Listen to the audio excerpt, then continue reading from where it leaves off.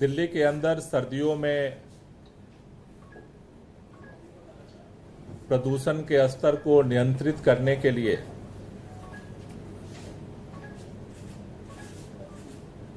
दिल्ली सरकार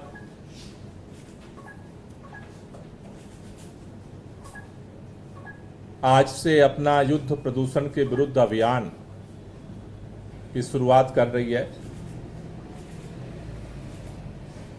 इस साल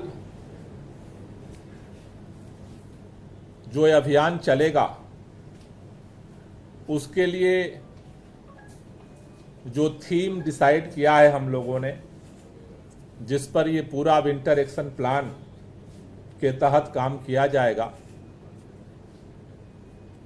इस बार की जो थीम है मिलकर चलें, प्रदूषण से लड़ें। क्योंकि हमने ये देखा है कि दिल्ली के अंदर जो प्रदूषण है उस प्रदूषण के स्तर में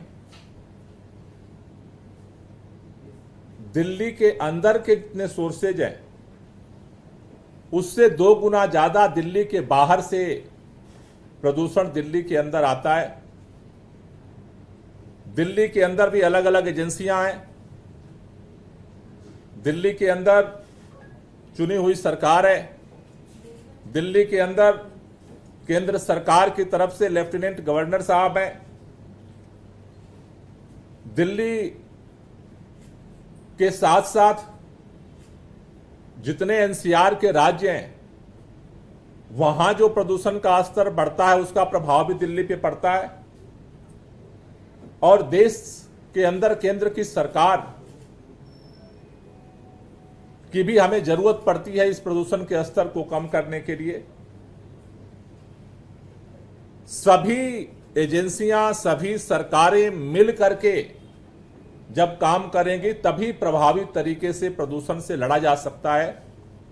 इसलिए इस साल के विंटर एक्शन प्लान की जो प्रमुख थीम है मिलकर चलें और प्रदूषण से लड़ें, इसी थीम पर हमारी सरकार अपने विंटर एक्शन प्लान को लागू करने की तरफ बढ़ेगी।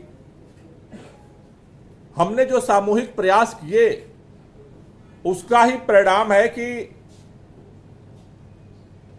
दिल्ली के अंदर लगातार प्रदूषण का स्तर कम हो रहा है।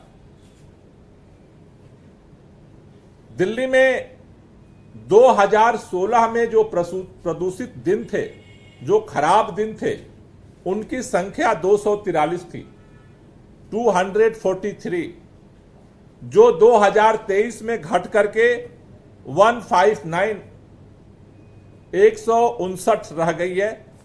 लगभग 34.6% प्रदूषण के स्तर में कमी पिछले साल तक जो 365 दिन का एनालिसिस रिपोर्ट आई है उसमें देखा जा रहा है। ये जो प्रदूषण का स्तर कम हो रहा है इसमें सरकारों के प्रयास के साथ साथ जनता की जो सहभागिता है और जन जागरूकता है उसका एक अहम रोल है। इसलिए ये जो प्रदूषण का स्तर गिर रहा है, जनता के सहयोग के साथ साथ सरकारों की तरफ से जो प्रयास किए गए उसमें 10 ऐतिहासिक कार्य सरकार ने किए, जो निर्णय लिए, दीर्घकालिक योजनाएं बनाई। क्योंकि कई लोग पूछते हैं कि आप विंटर एक्शन प्लान तो सर्दियों के लिए लाते हैं, आपकी सरकार की दीर्घकालिक योजना क्या है?